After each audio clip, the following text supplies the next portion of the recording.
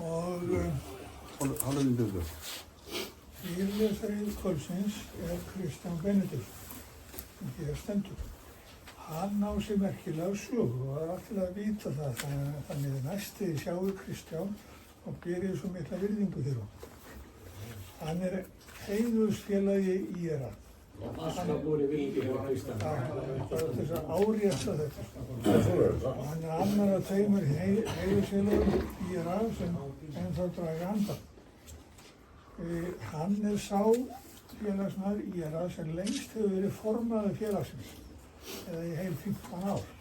Og við eigum honum mikið að þakka að hafa gert þetta svo vel. Hann var kjörinn formaður á aðalfundi 1973 og einhver hér sem getur reiknað út hvað langt síðan 1973 var ég heyra. Það er 75, það var 50 og 20 ára. Það er lengra síðan, ég var ekki fæddur þá. Það er eitt spilastáttur. Já. Hann byrjaði undan framtíðinni. Hann er handhafi leyfisbréf ráðgjafartöra nr. 41. Það er gott að vita það. Hann er sá félagi sem hefur oftast verið fulltrúi okkar alþjóðavettvangi gegnum tíðina. Það sem skiptir okkur líka miklu máli er að hann stóð fyrir nýlega prógrami IRA sem hófst 1972 og tók saman kennsluefni svo kallar nýlega bækling sem var notað til kennslu í fjölda ára. Hann annaðist morsekennslu fyrir þá nýlega. Allt það til kröfu, hafði ljósið á núna, bara smástund, svo slöknar á eftir. Allt það til kröfur morsekennslu voru aflagðar. Reglugerð 2004. Sem tæknikall hefur hann staðið sig vel. Hann er frumkvöður fyrir fjarskiptum gervitungl frá IRA, frá T3 IRA og í fjarskiptum var Ritti frá T3 IRA og ég hafði séð hérna útbrendun á veggnum á gömlum fjarrita og það var trúlegt að þessi frá þér, Kristján. Og þá voru fjarritavélar, það var fjarritavél sem tikkaði svona í tikk og það var ekki fyrir hvern sem er að láta þetta ganga. Þannig að þið getið hér á eftir, komið kaffi á eftir, kíkt á þessa mynd á veggnum og séð hvernig hann gera. Þetta var helja mikið maskinn og menn hlutu ekki með þetta í vasanum sem hann gera núna. Og svo stóð hann fyrir og stutti við Slóskan TV tilraunir frá IRA. Svo kemur þetta hérna. Hann var ritstjóri CQTF árið 73. Réttabréfs IRA fjölda ára CQTF aftur og aftur og aftur. Það var jafnmörg ári embætti ritstjóra og Brynjólfur á Akureyri sem er dálítið montin af því að hafa verið lengur ritstjóri í CQTF en nokkur annar en Kristján Ben er hann jafnfætis. Hann er svo eini sem er ritstjóri blaðnum öllu 4 nöfnunum sem er að geta etc. Og svo að því það eru útileikar hér í haust sem getur fengið nýtt nafn. Hann stofnaði til og samdi reglur fyrir TF útileika IRA 1981, það er langt síðan. Sem félag hefur staðið fyrir í 40 ár, það er leikarnir sem eru Vestmannahelgi. Þetta er sem Kristján Ben, viltu rétt upp hendi svo allir getið séð ykkur.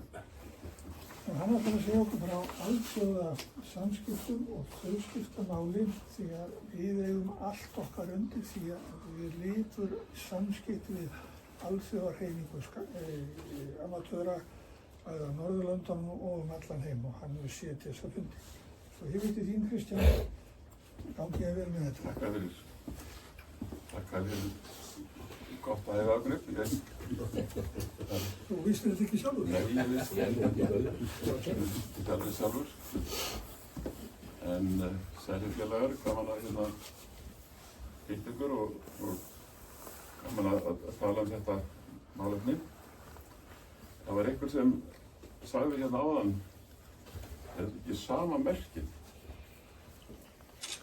Hvað finnst ykkur? Er það sama merkið? Ja, þetta er þarna lengst í lagi. Já. Og lengst í vinstri líka. Ég ætlaði nú ekki að staldra við þetta, en bara af því að hann sagði þetta einhver hérna, það ætla að sýna ykkur munin á þessu. Þetta er merki International Amateur Radio Union. Það er alþjóðarsamband radioamatera og það skiptist í 3 deildir, svo má segja, svæði 1, 2 og 3. Og þetta er merki fyrir Region 1 sem er þetta hérna svæði, það er að segja Afrika, Evrópa og Síbería hérna. Þetta er svæði 1. Þetta er merki Nordisk Radio Amateur Union, það er að segja norrænu samtökin. Og þetta er okkar merki hérna, íslenskir radioamateurar. Það vantar þéttina það í... Já, og spóluna líka. Hvað er?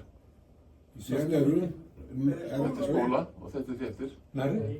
Þetta er loftið. Í norrænu sambyggin Svartamerkinu þá. Í svartamerkinu? Já, það er ekki allir sem hafa sko... Þéttleika. Já, þetta er nokkuð svona þéttir en þetta er svona stíliseraða þéttir hérna á þeim sko. Já, það var til spóluna. Það er resonans í gang, þar sem þurfa ekki spólu. Já, kannski. Já, þeir eru kannski búin að tjóna loftnetið í resonansu. Það er bara eitt sem er saman er öll merkina, þau eru öll eins í laginu. Já, En þannig er IRA blátt. já. Viltu hafa það öðruvísi? Hefur það ekki verið svart? Nei, Líka. Það er til í, dekkra blótt. Það er til í svartari. það er til í öllum litum. Já. Bara eftir sem hver einn vill.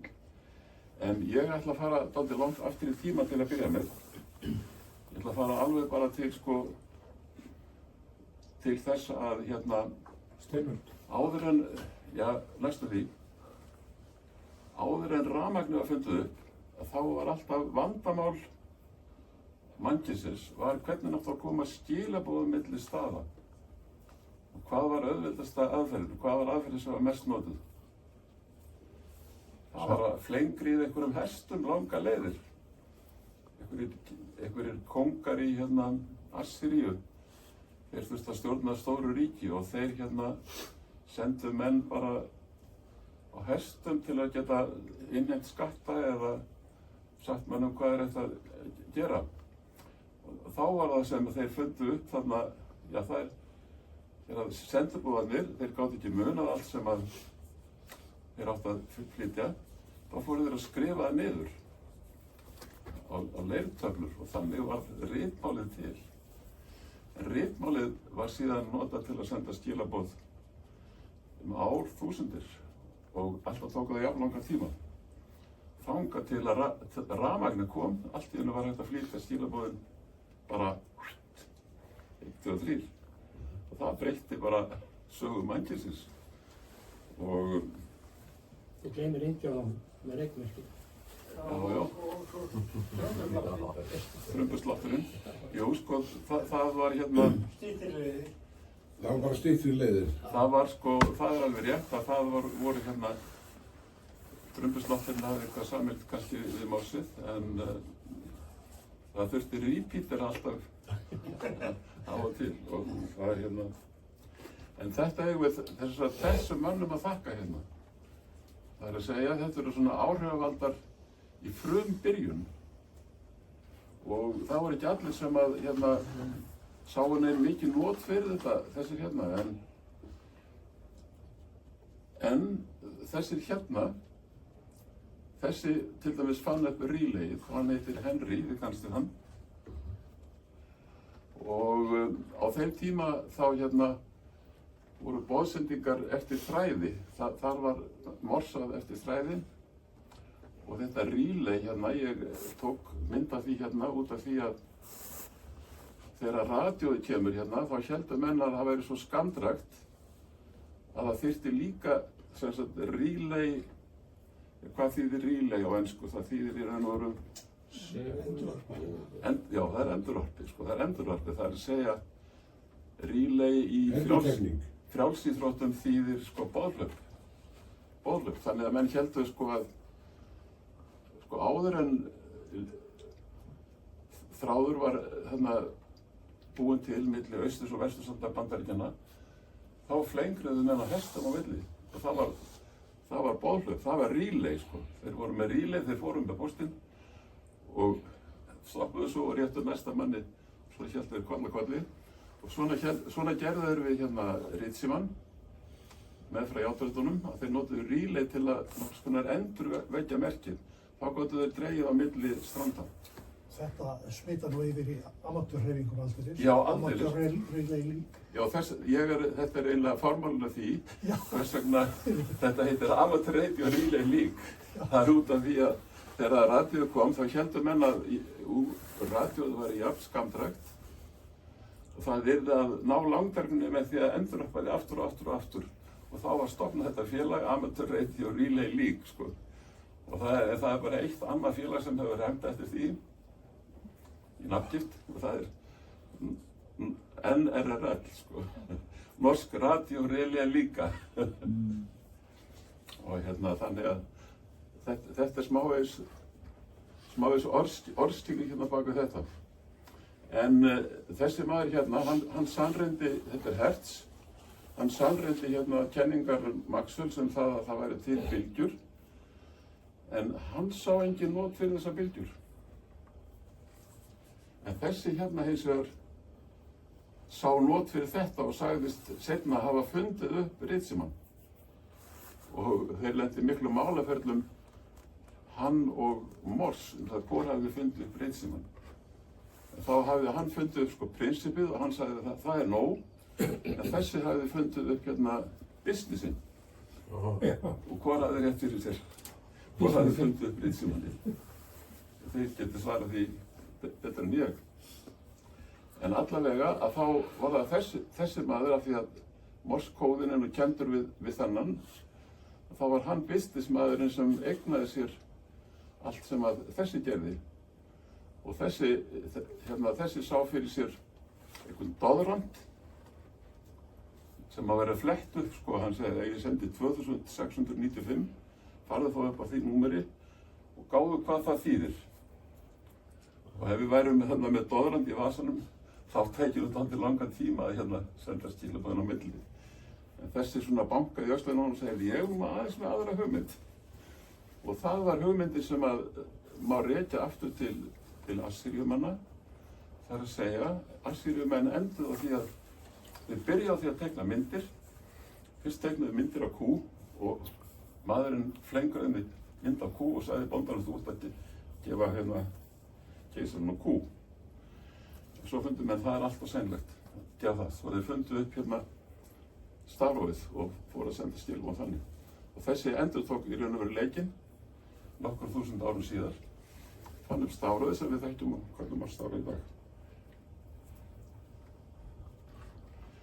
En aðeins til að hoppa svolítið yfir, þá hef ég tekið niður hérna nokkur ártöl til þess að taka saman hvenær 1865 þá var ITU stofnað sem var kallað þá International Telegraph Union. Ég tók með gulu þeir sem eiga þá einhvern tug afmæli í dag, þeir eiga sem sagt á þessu ári. Og síðan var stofnað mikið radíófélag sem sameinaðist ITU þegar það verður seinna tekur radíóið í sína, fyrir radíóið fær það inni hjá International Telecommunications Union. Síðan EARU, Amateur stofnast 1925, þeir eiga þá 100 afmæli núna þessu ári. Svæði 1, 1950, 75 ára þessu ári. Og svo eru svæði 2 og 3 eru koma svona löngu seinna. Og 82 var svæði aðeins skipulagt með aðeins nýju reglum. En bara svona, þetta til þess að hafa þetta í huga, að þetta eru áfangar sem eru á okkar slóðum Eftir því sem ég kemst næst var fyrsta móttaka Morse-fréttar frá útlöndum 1905. Það var sem sagt, ég held að það hafi verið Einar Benediktsson sem stóð fyrir því að Markonifélagið setti niður móttakara við Rauðará, var sagt. Já, á félagstúninu, það sem höfðið í dag. Já, ætli það sé ekki bara hafa það. Það verið flokkað undir Rauðará. Og þetta var náttúrulega svolítið mikil bylting í því að minnka einangrun Íslands frá útlöndum sem tíma. En 1906 kemur Morsið til Seyðisfjarðar, það eftir þræði og fyrstu radíóamatörnir sem ég myndi telja koma þarna fram, þeir eru náttúrulega ungir drengir og þeir drekka í sig alla tæknina sem að kom með ritsímanum til Seyðisfjarðar þegar sæstrengurinn kom og lærðu Morse og voru þá á undan atvinnumönnunum að koma að sendi í loftið. En loftskeytastöðin sem að hérna er á Melunum, hún var gangsett 7. júní 1918 og hérna og stöðvarstjóri hennar var einhver annar þessara drengja hérna, Friðbjörn. En nú hefur sú stöð hafi verið endurnýjuð vegna þess að þegar stríðið skellur á, þá var hún mjög vel útbúin svo stöð. Var hvað? Þá var hún mjög vel útbúin. Já. Þannig að Morse, fyrsta móttaka Morse-frétta frá útlöndum, var það ekki gegnum fjarskipti? Jú, radíó. Radíó? Jú, það var radíó, jú. En strengurinn kemur ekki fyrir 6? Nei, strengurinn kemur 6. En það var hérna, það var á þessum árum sem að bændur riðu til Reykjavíkur. Mótmæla. Það mótmæla símanum. Já. Það voru mikla deilur það hvort að það væri betri sími eða radíó. Þeir höfðu mikla skoðun af því. En ég heyrði nú reyndar þá skýringu að aðal áhugamál þeirra hefðu nú ekki verið það, heldur verið að ná sér niður á Hannesi Hafstein í pólitíkinni. Það var ekkert annað. Það var ekkert annað, þetta hafði ekki verið aðal bara stjórnmálafylkingar. En allavega þá hérna með því að nota bæði þráð og þráðleysi þá fæst ennþá betra öryggi. En loftindi sem voru sett á Landssímahúsið, hvaða loftindi voru það? Það voru alls konar loftindi. Nei, stóru börstunni sem voru? Já, ég man eftir þeim sko. Ég kann ekki telja það upp en ég get að skoða það bara eftir. En ég ætla hérna fara hérna enn aftur í byrjunina þarna af því að þessi ég kalla stundum grunngildi, þetta ræður svolítið því hvernig við höfum samskiptum okkar við yfirvöld enn þann dag í dag. Að þarna í upphafi það var alveg aragrúa af einstaklingum sem fekk alveg óbáslegan áhuga á þessu nýja fyrirbæri sem var radíó. Í upphafi vissi enginn hvað yrði gert við þessu uppfyllingu. Smám saman þá fer þetta að fara í mismunandi áttir. Það verður til notkunarsviðið útvarp, það verður til notkunarsviðið radíófjarskipti til skeytasendinga og það verður til notkunarsvið sem að sumum fannst ekkert vera notkunarsvið. Það eru einhverjir áhugamenn sem að finnst það skemmtilegast af öllu að senda skilaboð sín á milli og þeir voru svo öflugir þarna í upphafi. Í kringu 1909 þá var reynd að setja lög á þetta. Það voru konum með öflugri senda heldur jafnvel herinn átt á þeim tíma. Og það var að koma einhvernum böndum á þennan ófögnu sem áhugamennirnir hérna voru að valda þarna á öldum ljósvagnans. En þarna var sem sagt talsvert hegðun sem að menn voru ekki ánægðir með. En þá var það tvennt sem verður amatörur til hafs.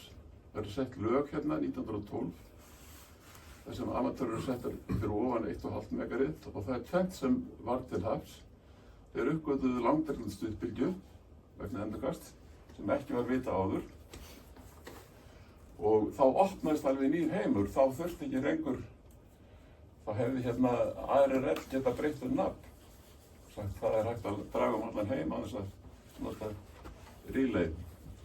En síðan eignast þeir hérna framsýna forystumenn sem lagðu fram ný grunngildi framtíð hérna þessa áhugamáls og hefur áhrif á það enn þann dag í dag. Það er að segja, þetta eru svona punktar í þessum grunngildum. Það er að ávinna radíóuntörnum traust fyrir ábyrga framkomu og fyrir að vera ábyrgur viðsemjandi og álitsgjafi af því að amatörar eiga náttúrulega allt sitt undir stjórnvöldum og þeim reglum sem að þau setja. Og að vera sem minnsta áreiti fyrir og byrði á stjórnvöldum. Vegna þess að eftir því sem að við erum meira áreiti og meiri byrði á stjórnvöldum þá eru líkur til að kannski verða okkur setta meiri skorður heldur en ella. Og það felst þá meðalans í því að setja hagsmuni heildarinnar ofar sérhagsmunum og síðan þetta að tala einni röddu út af við. Það að segja, við höfum náttúrulega allir ólíkar skoðanir en við gerum út deilumálin okkar á milli og þeir eru búinir að því, búinir að klára málin þá tölum við einni röddu og það með því náum við betri árangri og það náttúrulega byggir á því að við verum bera okkar deilumál fram fyrir stjórnvöld þá myndu þau kannski ekki vita fyrst hvað þetta að gera. Hverjir eru aðal sérfræðingar í amatörradíói? Það eru radíóamatörar sjálfur. Að ég hef stundum borið það saman við það að margir í félaginu hafa stundum kvartað undan því að það sé erfitt fyrir þá að skýra út fyrir jafnvel sínu nánustu hvað amatörradíó gengur út á. Þeir reyna að skýra það út og það bara fólk hristir hausinn, það botnar ekkert. Botnar niður í hvað sé áhugast við þetta. Gjörðu Má ég að vera sem minnst áberandi á stjórnvöldum og þar á innra eftirliti. Já, á ég von á Jónas í kaffihendinu. Já, ef þú heldur við ekki á mottunni. En þetta sem sagt sko, já það þetta með að seinra meðal annars stunda innra aðhald. Þetta var svona eins og, já ef þið eru til dæmis úti að aka á götunum í bílum, hvort vildu frekar að löggan stoppa ykkur eða ykkur vinsamlegur ökumaður sem að vildi benda ykkur á eitthvað sem mætti betur fara. Hvort væri betra? Þetta partur af því, ég held ég þarf ekki að skýra það nánar út. Sko.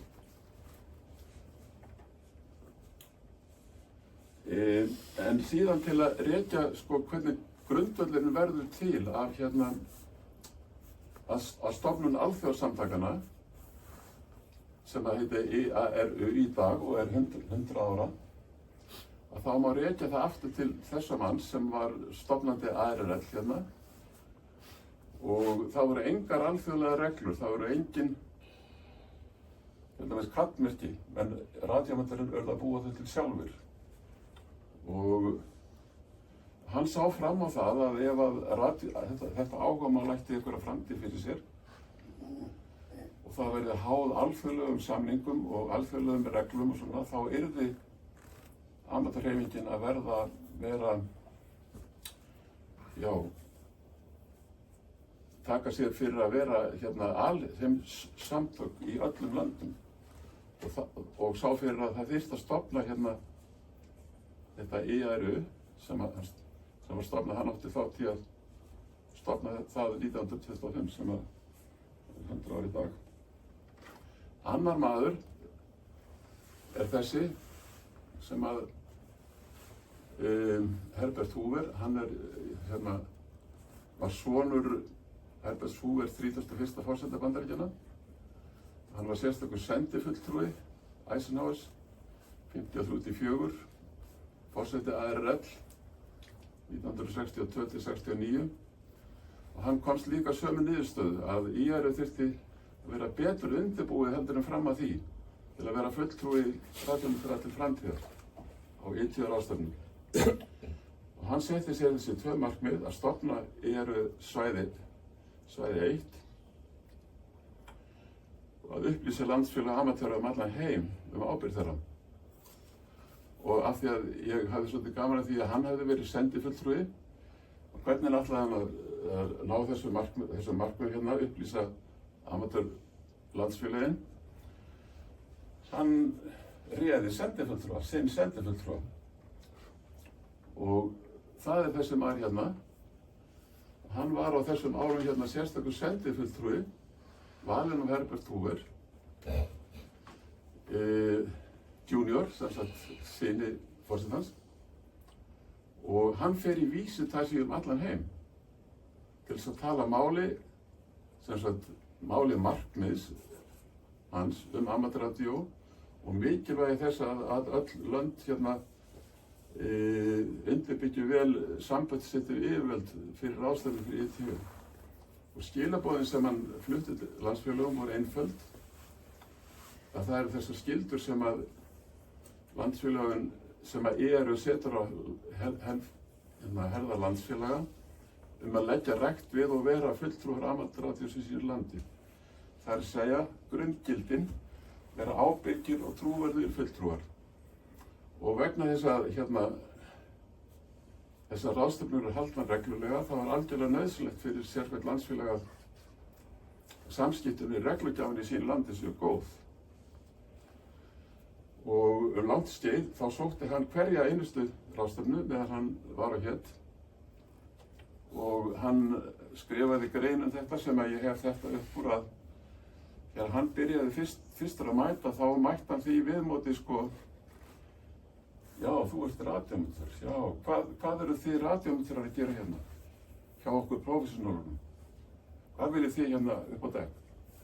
Hann mætti þessi viðhorfi sem að við höfum kannski sumir hverjir mætt hérna í samtali við menn hérna innanlands og ég meðal annars nokkuð sinnum svona í gamni og alvöru.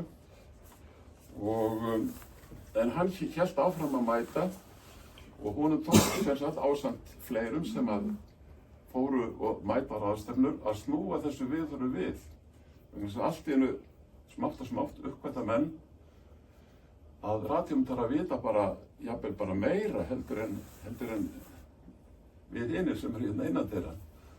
Og þannig að það er frekar litið upp til radíóamatöra í dag af því þeir hafa mikla og djúpa þekkingu út fyrir amatörradíó og bara á radíótækninni almennt. Nú, þessi Richard Baldwin, hann kom til Íslands á þessari vísitarsíðu skömmu eftir 1970 og hitti þá Ólaf Axelsson sem formaður í IRA á þeim tíma. Og hann lagði alltaf áherslu á það að reyna að komast í samband við yfirvöld líka, þannig að hann fékk það í gegn að hitta Sigurð Þorkilsson á Póst og síma líka. Og Sigurður á þeim tíma hefur verið yfirverkfræðingur. já, hann var yfir amatöradíómálum á þeim tíma. Og síðan heimsótti hann fór víða lönd sem að ég hef svo sem enga fregnir af nema hann lagði sérstaklega eftir því að fara líka til landa sem ekkert amatöradíó var til og tala hérna máli amatöradíós og þetta átti einkum við Afríku og hann er þarna framkvæmdastjóri hjá ARL á þessum árum hérna. Hann er ritari og hann er forseti ERU 1982 til 99, sem sagt hann er þarna í 18 ár og þessi ár hérna sem hann er forseti, þá kemur hann á allar svæðis eitt ráðstefnur og þar hitti ég hann iðulega og talaði mikið og fræddist mikið á honum og hann mótaði svona í samtölum og ýmsan átt mitt viðhorf til amatöradíós með því hvað hann var rólegur, yfirvegaður og líka sem sagt bara viðræðu góður. Hann fræddi mig ýmsa hluti sem ég hafði ekki hugmynd áður.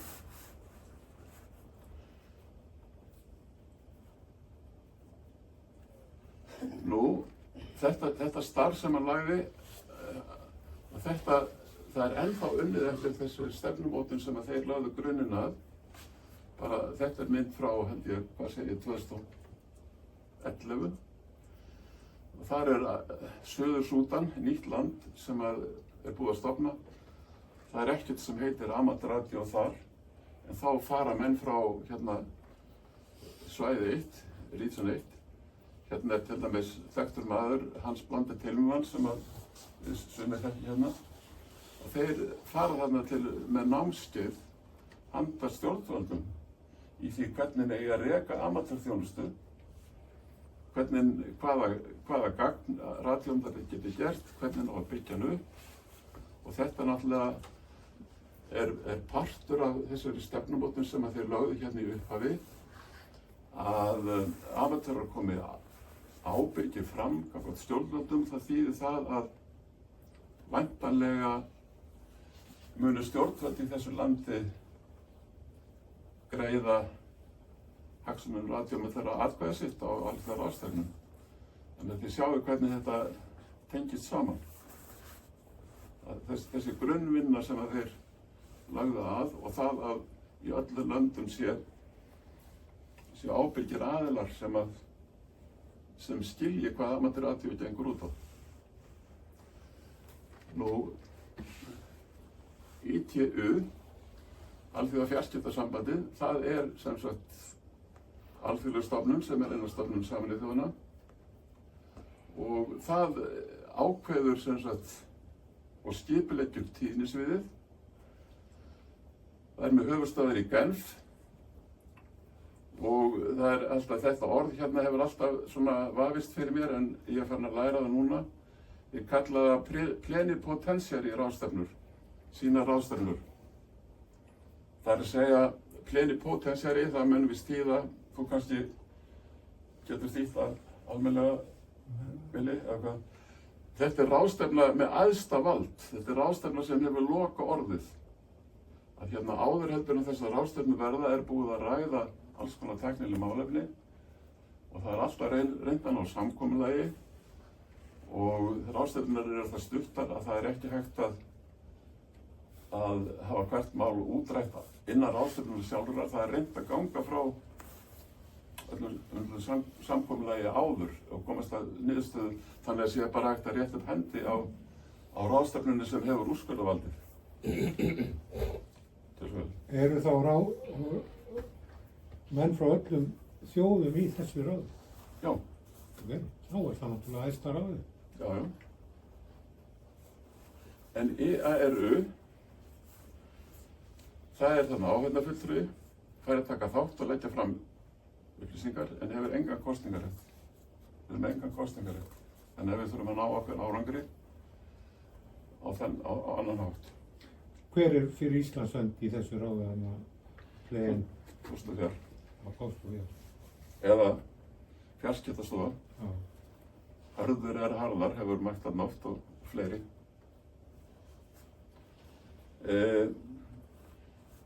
Æðsti einstaklingur hérna innan ITU er aðalritarinn, og það var fyrir nokkrum árum, 2022, þá var þessi kona kosin aðalritari, og þið sjáu að hún er með kallmikki, hún er radíómyndur. Það er alltaf þótt mikill akkur fyrir radíómyndur að hafa æðsta yfirmann stofnunarinnar sem radíómyndur, og þarna hittir hún 2 aðra radíómyndur. Nú, þessi maður hérna, það er ein deild innan ITUR sem skipuleggur tíðnisviðið. Það er þessi maður sem veitist í forstöðu enn þann dag í dag, frá því held ég 2018. Og þetta er í raun og veru verkefnið sem að ráðstefnumennar standa fyrir. Þetta er sem sagt tíðnisviðið, og hérna sjáum við tíðnisviðið sem tilheyrir radíó, svo tekur innrautt ljósviðið hérna. Og þetta hérna er svona verkefnið, þetta er ekki alveg ný mynd, en þetta gefur svona hugmynd það að það byrjar hérna á 3 kHz og endar í 300 GHz hérna. Og þetta er hérna skipulagning alls tíðnisviðsins sem að er hérna til umræðu á hverju einustu ráðstefnu. Þetta græna hérna innan sko, það eru radíómyndurar. Þannig að hér er svona mynd af hverjum og einum sem að fær leyfi innan ITUR. Og ráðstefnurnar eru gríðarlega vel undirbúnar, eins og ég talaði áðan. Það er reynt að hérna, þetta er sem skrifstofan sem að þessi maður veitir forstöðu, og það er miklu púður eitt hérna í mörg ár á milli ráðstefna. Það er conference preparatory meeting, það er þessi undirbúningsfundir fyrir ráðstefnurnar. Og hérna eru sem sagt vinnuhópar sem eru að stúdera ákveðna hluti. Og hérna er samkoma sem að stundum er kallað fyrir ráðstefnurnar Radio Communications Assembly, sem að tekur við kannski niðurstöðu hérna og leggur hérna ákveðið mat á þær. Og svo fer þetta hérna inn í ákveðna skýrslu sem þýðir CPM, það þýðir Conference Preparatory Meeting Report.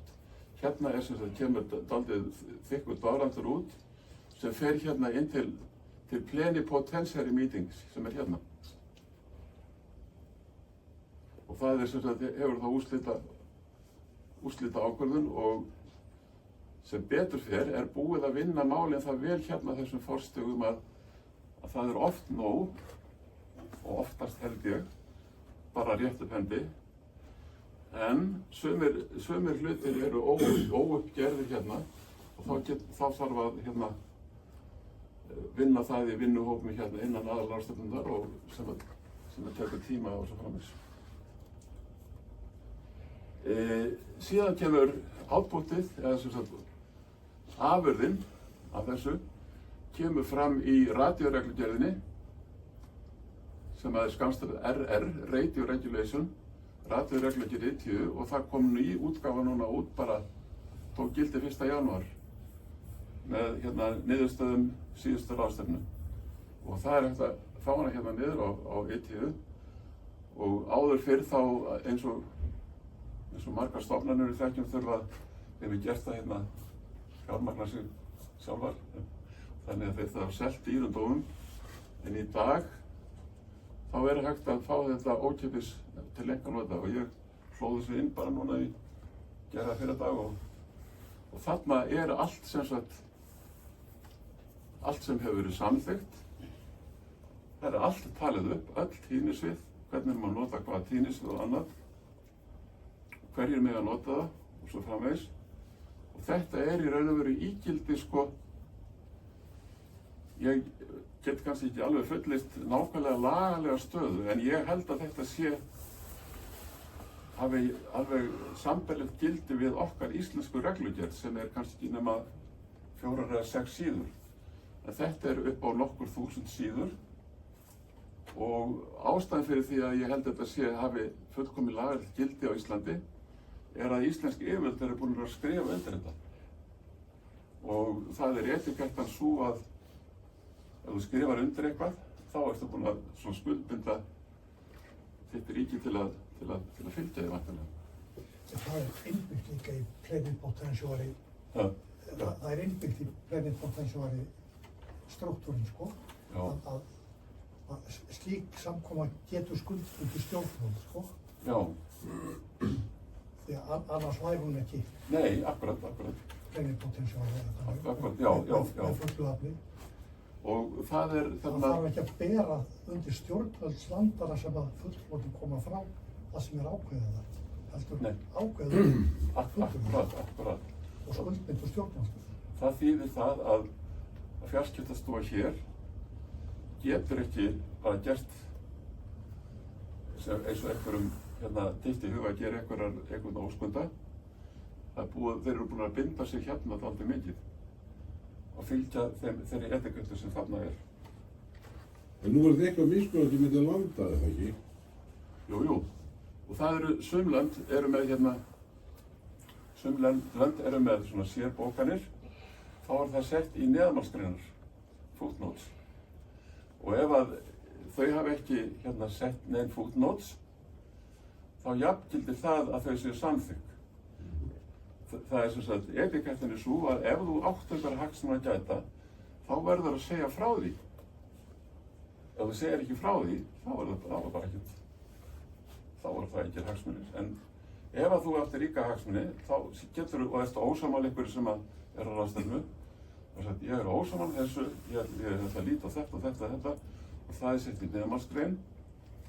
Það gefur viðkomandi stjórn heimild til að taka tillit til þessara hagsmuna í framtíðinni.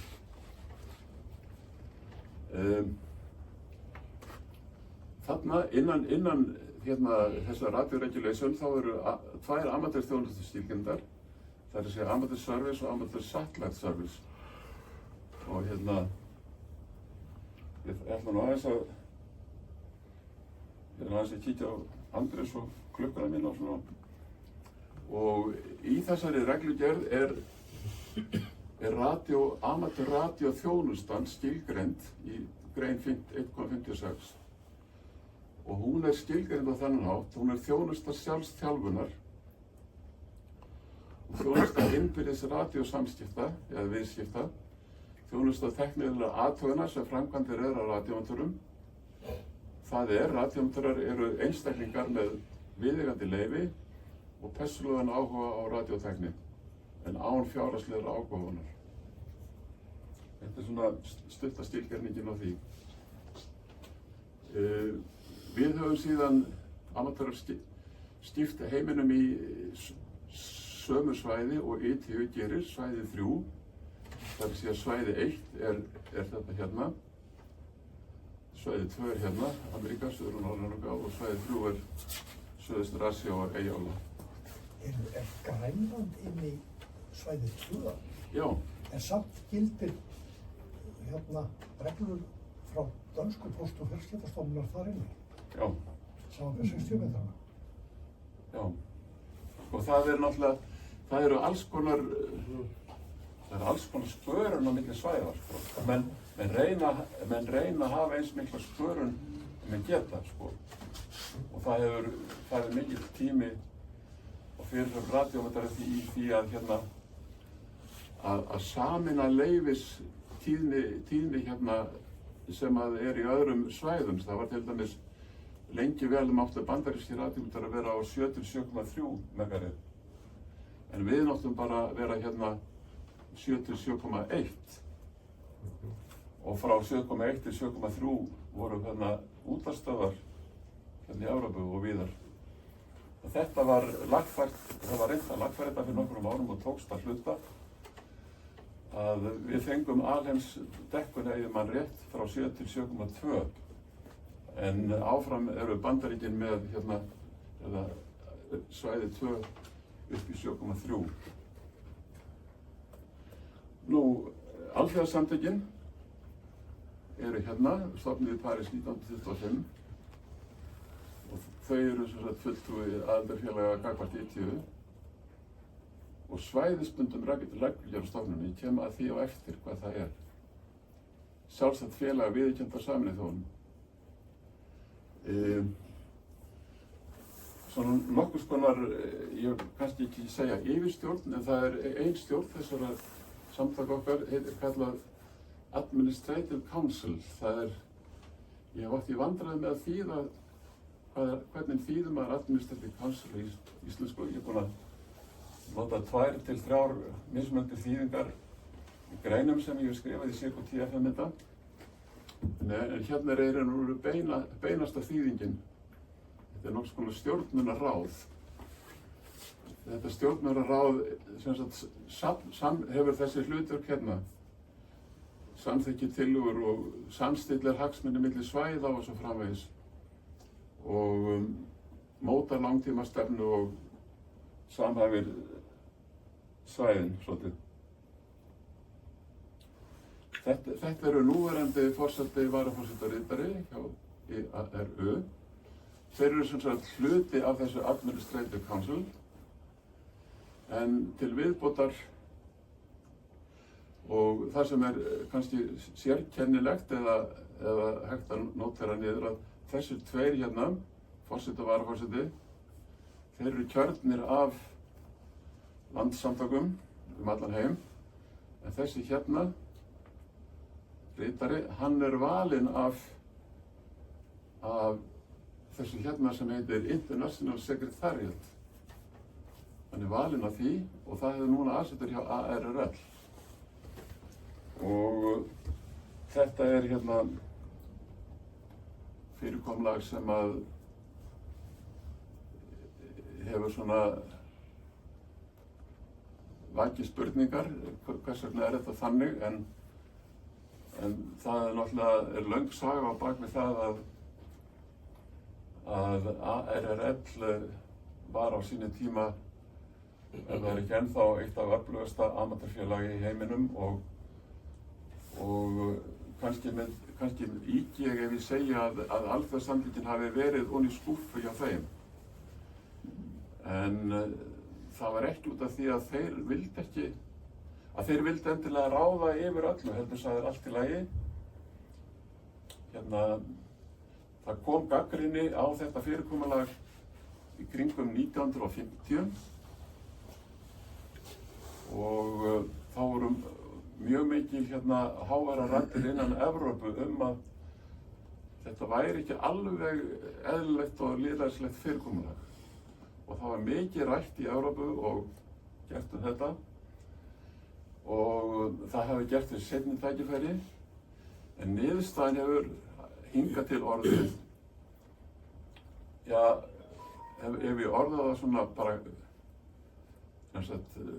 praktist og kurteislega, það hafa engar aðrar tillögur komið fram. Þannig að 1950 þá voru háværar raddir innan Evrópu að þetta þyrfti nú að kannski færa sig til Genfar, alveg eins og ETÜ og svo framvegis. En það kom engin tillaga fram. Af hverju kom engin tillaga fram það? Það eina sem þeir gerðu á þeim tíma, þeir stofnuðu ERU svæði 1. Þeir stofnuðu þessi sérsamtök sem eru 75 ára á þessu ári. En síðan mörgum árum seinna, þá var stofnuð nefnd innan EARU sem hét 2025 nefndin. Það veit svo skemmtilega til að núna erum við akkurat með 2025. Þannig að 2025 nefndin starfaði í þó nokkur ár og hún tók að sér eða að skilgreina hvernig EARU ætti að líta út á heimsvísu árið 2025. Þessi nefnd hætti störf fyrir nokkrum árum og það kom engar tillögur frá henni.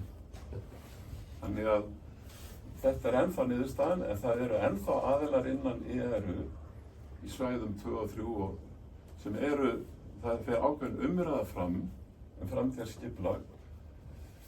Það síðasta sem ég heyrði, það hefur engin tillaga komið fram enn. Þannig að þið verðið sjálfur að lesa í hvað þetta þýðir. Er ritari með þá aðstöðu hjá ARRL, Benjamins bara? Já, hann er þaðan, já. Eða sko, þetta International Secretariat, það var andlig slifting á því að ég einfalda málið mikið að taka þetta ofan á skúffu hjá ARRL og setja það upp á borðið og kalla það International Secretariat. Og þar er þetta sjálfstæður þáttur sem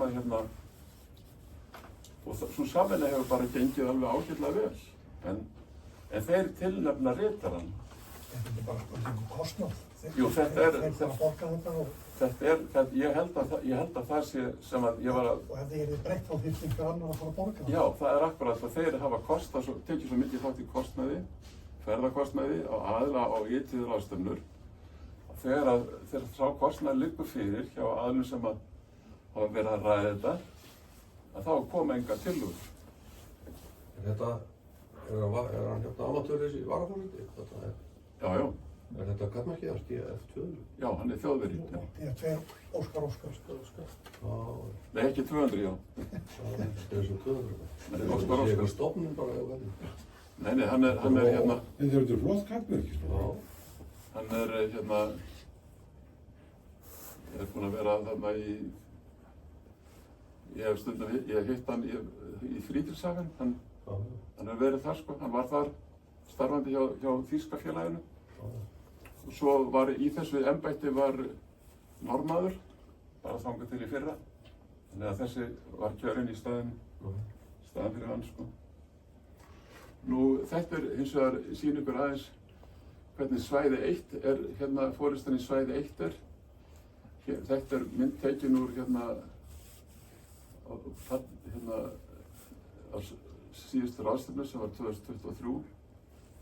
Miðjunni er núverandi formaður, forseti, Sylvain Azarjan, frakki, sem er forseti svæðis 1.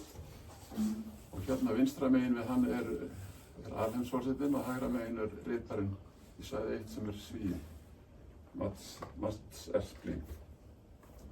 Og þetta er svona dæmið það, þessi ráðstefna sem var haldin í Serbíu 2023. þetta er bara svona yfirlit yfir það hvað þetta eru líka stórir viðburðir á okkar mælikvarða. Ráðstefnurnar sem eru 30 ára fresti hjá okkur. Og hérna er dæmi til dæmis starfsemi sem að fer fram innan svæðis 1. Ef það er eitthvað, það er kannski of mikið að fara út í þetta allt saman, ef það er eitthvað sem þið reykið augun í, þá vil ég fá frekari skýring á, þá er mér það ánægja að gera það sko. Þetta eru ýmist eru þetta vinnuhópar, eða þetta er vinnuhópur sem er með einn forstöðumann sem að fellur undir, sem leiðir þá starfsemi sem er á þessu sviði. Er eitthvað sem stingur í augun? Hvað þýðir ef það er laust? Laust? Já, ég fann ekki betra orð yfir vakant. En það er að segja, það er ómannað. Já. Það er ómannað. Það er HF stuttbylgjunefnd þarna. Já, HF stuttbylgjunefndin. Hún er hérna. Hún er það fyrst skipti. Ég hef yfirleitt setið fundi í henni þegar ég hef sótt ráðstefnur. Þetta er HF-nefndin, VAFF-nefndin er hérna. Þetta sem stendur C á bakvið, C4, 5 og 7. Þetta eru fastar vinnunefndir sem að hérna eru á starfum alveg á milli ráðstefna og eru miklu fleiri aðilar í þeim nefndum heldur en til dæmis einhverjar aðrar þó að í flestum verkefnum er náttúrulega fullt af fólki að hérna starfandi. Þannig að Hvað gerir þessi Satellite Coordinator? Hvað er hann að? Satellite Coordinator, það er það að hérna, að skal ég segja ykkur að IARU gegnir gríðarlega miklu hlutverki í samræmingu úthlutana til gervihnetta á vegum radíóamatara. Og þeir sem sagt, ef ég íki aðeins, þá er varla til sá háskóli sem vil telja sig meðal þeirra fremstu, sem ekki er að nota það verkefni til sinna nemenda að smíða gervihnött. Og þá vantar þá tíðnir, þá vantar amatörstíðnir og þetta eru settar umsóknir til IARU, af því að IARU hefur svolítið að segja amatörstíðnir sem amatörum hefur úthlutað. Og það er farið yfir þetta og ég var að lesa það bara í fréttum núna að þeir voru að afgreiða 1000. umsóknina núna daginn. Og það er ekki alltaf já, það stundum er það nei, og segja að þetta verkefni fellir ekki undir eðlilega starfsemi radíóamatara og svo framvegis. Þannig að gervihnöttum sem að eru svona tengd amatörradíói, þetta er gríðarlega mikið aktivitet og vaxandi þarna á bakvið. Þetta er ekki bara repeaterar eða... Nei, já, það er nefnilega akkurat. Hvað er hægt að búa til amatörgervihnött sem er eitthvað nýtt í, sem ekki er búið að gera? Það er búið að gera svo marga repeatera, það er búið að gera svo marga mælitæki og svo framvegis. En það er eitt sem að, af því að þú nefnir gervihnetti, ég veit ekki hvort það fellur undir þessa koordineringu, en það er einhver frétt sem ég bara rakst á í vikunni sem ég hef ekki heyrt áður. Gaman að vita hvort þið hefur heyrt það, að það er á að fara að skjóta upp geimfari, núna í mars, bara næsta mánuði. Og þetta geimfar heitir Fram 2, í höfuð á skipun Fram sem að Norðmenn smíðuðu og Fridtjof Nansen smíðuðu sérstaklega til þess að komast á Norðurpólinn. Og Norðmenn voru búnir að læra af öðrum að ef þú ferð inn í ísinn þá kreistir ísinn skipin saman og það verða engur. En þeir smíðuðu skip sem var þannig að ef að ísinn fer þá bara lyftist skipið og þannig að það brýtur ekki skipið. En allavega, þetta Fram 2, þið skulu endilega fylgjast með því núna í næsta mánuði. þá er hérna maður með kínverskt nafn sem að býr á Möltu og hefur hagnast mikið á hérna Bitcoin og sumir hafa sagt að Bitcoin sé til einskis nýtt og ég hérna ætla ekki að halda langa ræðu það, en hann fjármagnar geimskot með 4 geimförum, ætlar að láta hérna Elon Musk skjóta sér á loft í einu geimfarinu og þeir ætla að fara í fyrsta geimfari sem fer á milli póla. Þess vegna stýra þeir í hérna, þeir ætla að vera hérna í eitthvað, ég man ekki hvað, ekki alveg lægstu hæðum en kannski 500-600 km hæð og þeir ætla að vera með tilraunasendingar á amatörtíðnum. Þannig að kveikið á tækjunum og verið tilbúinir að taka, það var í fréttum að þeir ætla að reyna slóskansendingar. Þannig að takið fram slóskan, móttökutækin ykkar og hérna verið tilbúin af því að mörg af þessum geimförum, eins og til dæmis alþjóðlega geimstöðin, þau eru með það lágan brautarhalla að hún kemur ekki í sjónsvið nema kannski bara nokkra mínútur í hvert sinn, ef þá svo mikið, sko.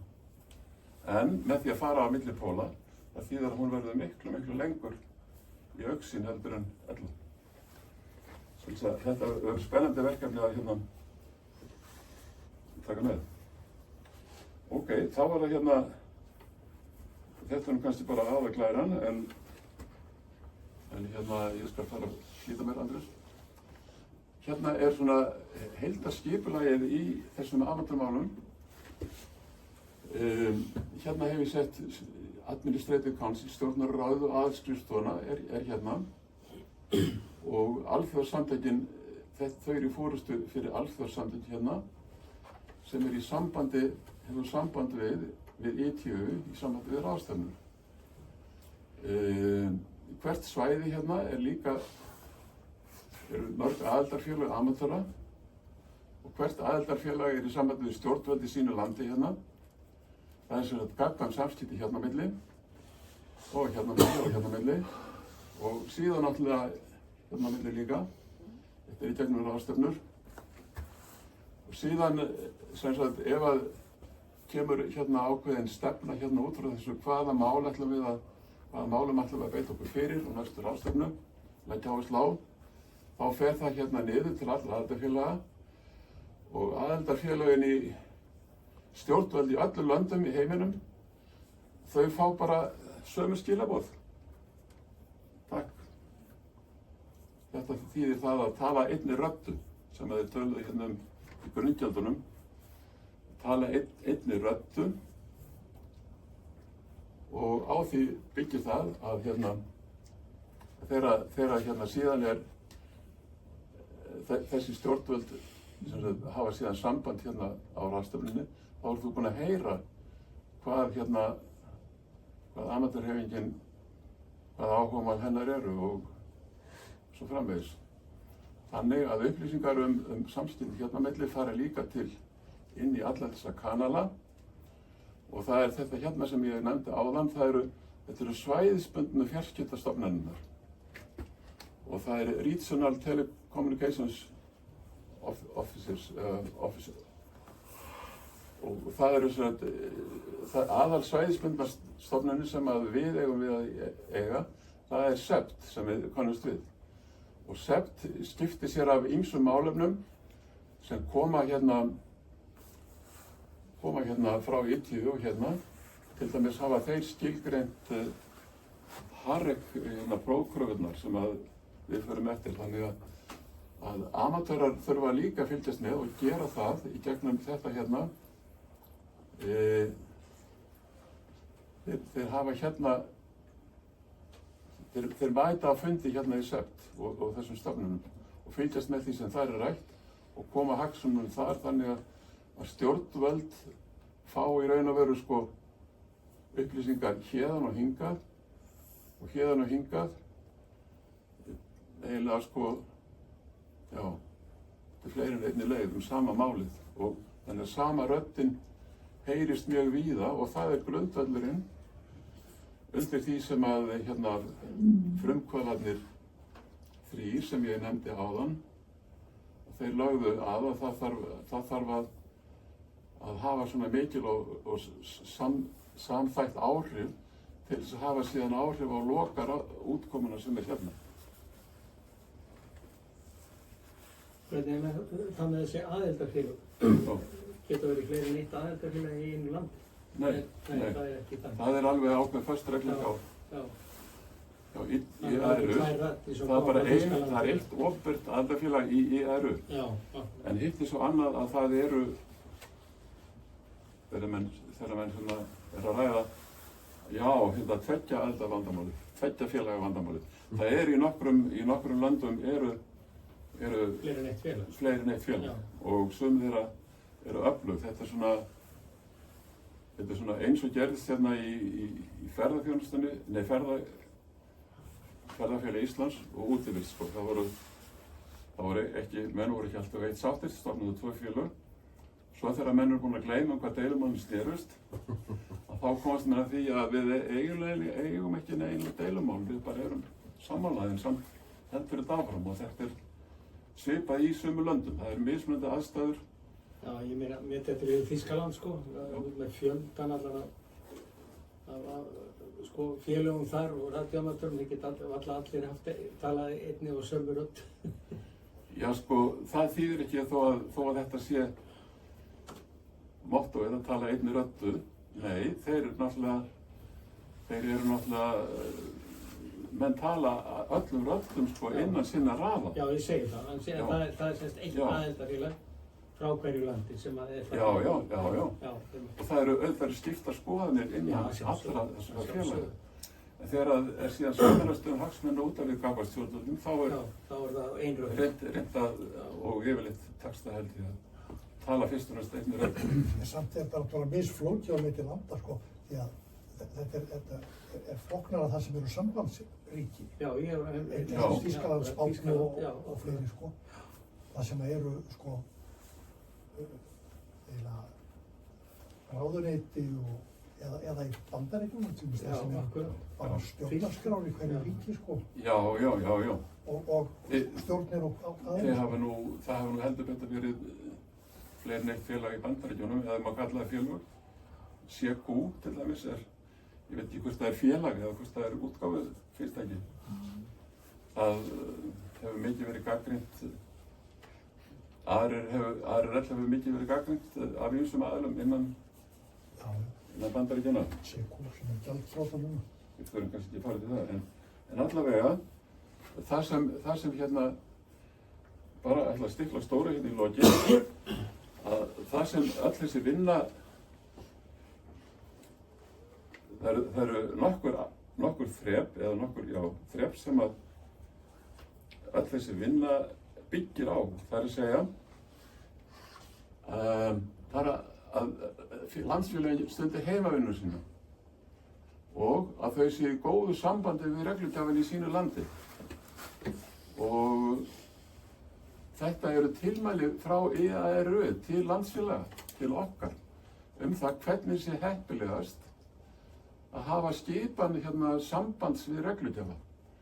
Og það er að segja að það sé samfella í samskiptunum, að það sé einstaklingur sem tengilegur við reglugjafum árabil.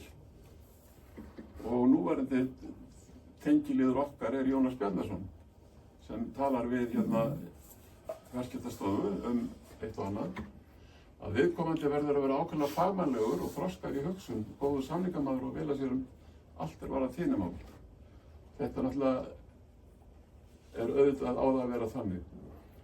Og það ætti ekki, kemur eitt sem er athyglisvert, það ætti ekki að skipta tengilega við stjórnarskipti í félaginu. Embættið tengilis þarf að vera til langs tíma. Og það er náttúrulega oft mörgum félagum sem þekkið, þegar það skiptir stjórn, þá er öllu hent út og allt gaman tekið inn. En það er akkurat, það rofnar langtíma hugsunin, sko. Það rofnar tengslin. Og spillingin fær kannski leiðinn, ég veit það ekki. Eða út. En þegar að viðkomandi hættir, það er að segja tengiliðurinn, að þá fari það fram á svona formlegan og viðeigandi hátt, gagnvart reglugjafa. Þannig að það sé kannski tekist í hendur og sagt, jæja, hér er nýji tengiliðurinn og við viljum kynna hann. Og viðkomandi sé reglulega í sambandi við formann í þessum vinnuhópi, tíðni og reglugerðarnefnd Spektrum Regulatory Liaison Committee, sem þessi Barry.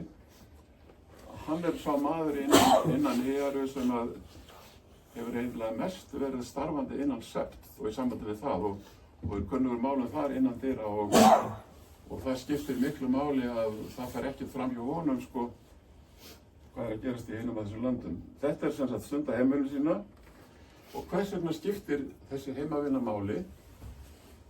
Það því SEPT vinnur eftir konsensus og ERU getur ekki rökstutt sínu mál í SEPT nema reglugjafar talsvert margra landa sem sammála.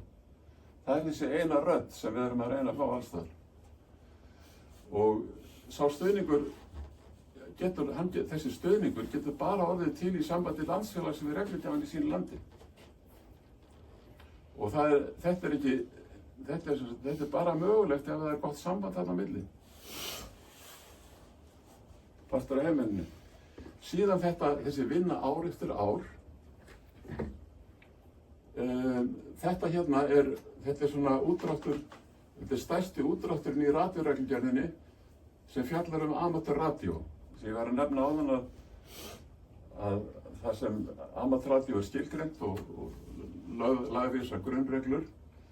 Það vinna ár eftir ár. Fyrir nokkrum árum var til dæmis morsið flutt til. Og það veldur stundum misskilningi þegar ég heyri menn segja já, við höfum ekkert að vera að skipta okkur á þessu, þetta náttúrulega stjórnvald að gera þetta. En grunnreglurnar eru þær, hverjir vita mest hvað amatörradio það eru radíómyndir sjálfur. Og þess vegna hafa þeir komið sér í það stöðu og notið þess trausts með því að vera traustvekjandi og áreiðanlegir innan ITU-samtakana að þegar að kemur að einhverjum vandarsömum verkefnum sem varða radíómyndara, hverjir eru fengnir til þessara verkefna? Það er radíómyndari sjálfur. Þannig, sem dæmi það hvernig málsinu var komið fyrir, þá var það áður það tilheyrði radíóreglugerð sem þurfti ráðstefnu til að breyta. En þessi maður, ég var viðstaddur þegar hann var að drafta þessa reglugerðartillögu M1544.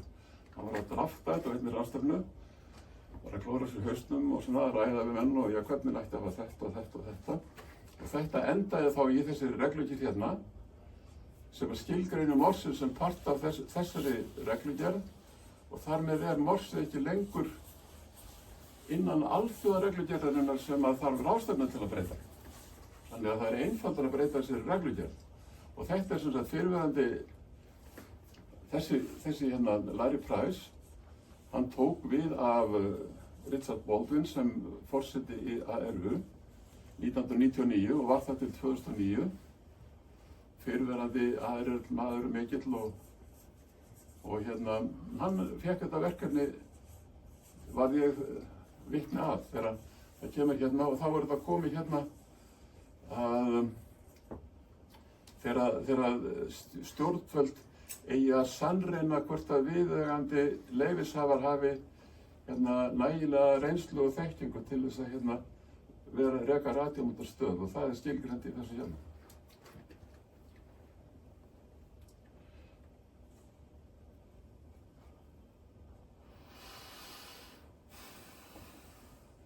Nú, síðan það að taka þátt í undirbúningi verkráðstefna. Eins og ég sagði, það er alveg stöðugt í gangi alltaf undirbúningsfundir fyrir hverja ráðstefnu. Og þetta er mynd af einum sem var tekin árið 2019 af vinnufundi sem heitir Working Party 5A hjá ITU. Þetta er svolítið innan ITU. Og þessi Working Party er falið það að fjalla flest sem að við kemur amatörradíói. Hvað haldið þið séu margir radíómyndarar? Ég hef ekki alveg tölu á því, en það er svona það bil helmingurinn, myndi ég segja. Og það bil þungavittamennirnir eru hérna. Til dæmis Úli Garpistad er hérna. Hérna er Þjóðverjinn sem að rak HF-nefndina árum saman. Og þessi hérna formaður nefndarinnar, hann er Ástrali, sem ég kynntist á Lýðsafík fyrir nokkrum árum. Afskaplega hæfur maður, en hann er það hæfur og áreiðanlegur að honum er falið af hálfu ITU að leiða þessa nefnd. Honum var alveg treyst fyrir því að fara ekkert út fyrir í einhverja óeðlilega hagsmunagæslu sem að brýtur í bága við einhverja vafasama hluti. Hann tekur þetta mjög alvarlega og þegar þessi nefnd sem sagt er lokið störfum, kemur skýrsla og það geta allir lesið hana. Þessi þýðir að þessu er ljúka. Þetta er búinn. Hérna, fjórða, síðan þetta er að vinna á ráðstefnunni sjálfri og þetta er liðið sem að vann hérna, sjáu þið hvað þetta er mikið þungavægt lið.